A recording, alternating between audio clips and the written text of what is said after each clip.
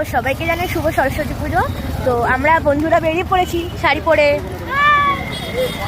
তো প্রথমে যাব আমাদের স্কুলে, বেরিয়ে পড়েছি আমাদের স্কুলের ঠাকুর থেকে।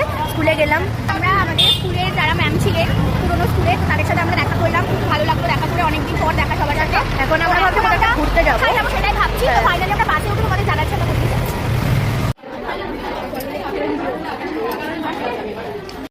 বাসে করে গেছিলাম আমাদের কলেজে, তারপরে কলেজ থেকে এখন আমরা চলে এসেছি মিলেনিয়াম পার্কে।